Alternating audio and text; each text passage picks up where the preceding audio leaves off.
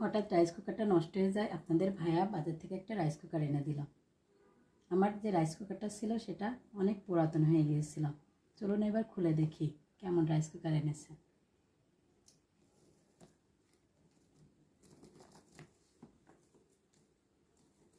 আমার মেয়ের বয়স যখন 6 মাস তখন একটা রাইস কুকার এনে দিয়েছিল। আমি বাসায় একা একা থাকতাম, রান্না করতে বাবুর নিয়ে অনেক কষ্ট হবে, তাই আপনাদের ভাই একটা রাইস কুকার আর একটা গ্যাসের চুলা এনে দিয়েছিল। একটা কেনা ছিল 2011 সালে। এখন ওর বয়স প্রায় 15 বছর হয়ে গেছে। মেয়ের সঙ্গে সঙ্গে মেয়ে বড় হয়েছে আর রাইস কুকারটা পুরাতন হয়েছে।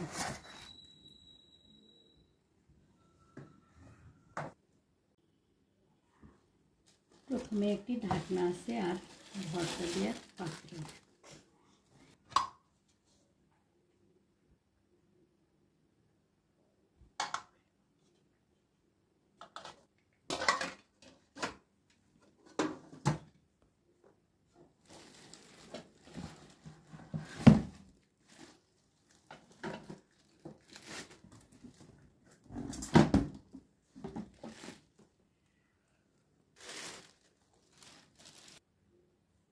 রাইস কুকারটা বেশ বড়ই ছিল, 2.8 লিটার। এটা চাল মাপা আর পানি মাপা কাপ। চামচ ছিল বেশ সুন্দর দেখতে, কট আর ভাত রান্না করে 2টা পাত্র।